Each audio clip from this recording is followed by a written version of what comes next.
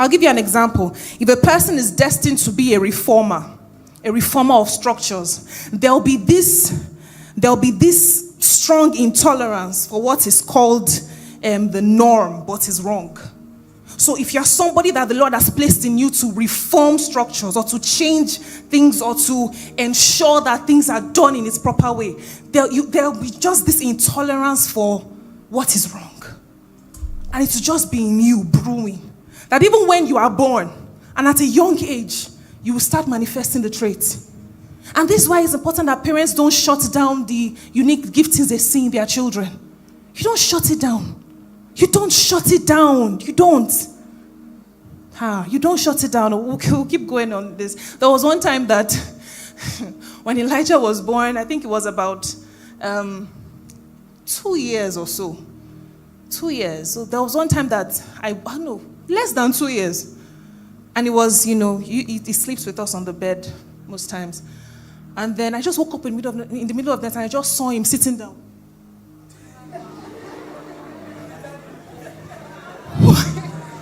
2 years old, what are you thinking about? Is it life? Has life happened to you? Just sitting down. On the bed. I had to tap him. Are you good?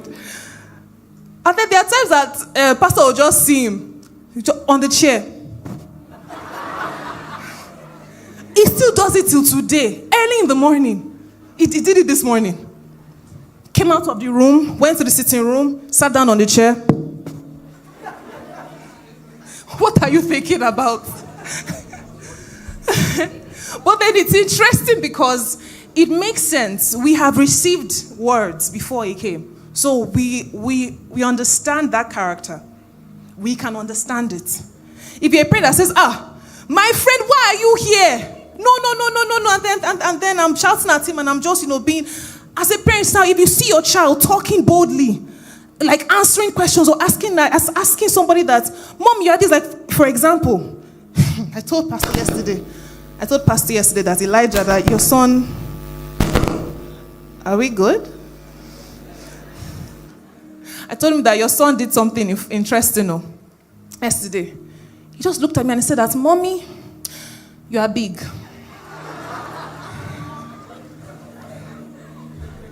I said, I can't carry you. I said, did I ask you to carry me? I'm seeing traits of him being outspoken, bold, and he will talk to anybody. There's one time that we're traveling in the plane too. We're traveling to Abuja, so we're in the plane. And finally we arrived at Abuja. I was carrying John, and finally we've arrived. My son blocked the road and I was waving at people as they were going. Giving them high five.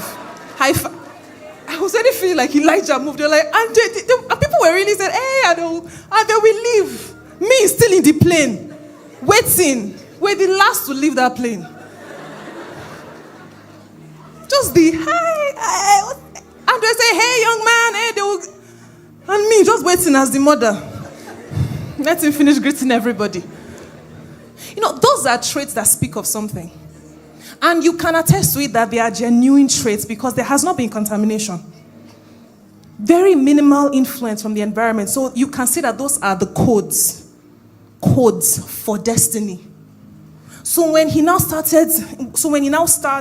unraveling destiny, you can understand why he has always been like that. But then we're going to move on and we'll see how the enemy intercepts codes like that in the lives of people. So moving on, I wrote here that these codes are known and are easily understood by anyone that is sensitive enough to discern. So if you see somebody at a young age, very bold, outspoken, you don't shut her down. You can just guide her. No, don't say that. It's not good. Say this instead. Guide the child.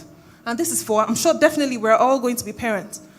Guide the child. Just lead them aright. Don't shut them down. It's so important. But then the enemy comes, and his intention is always to infiltrate the process of a man and to intercept those codes that are the speakings of destiny. by introducing traumatic experiences, introducing negative peers, negative influences, even positive experiences can be manipulated by the enemy to affect codes like that. I'll move on.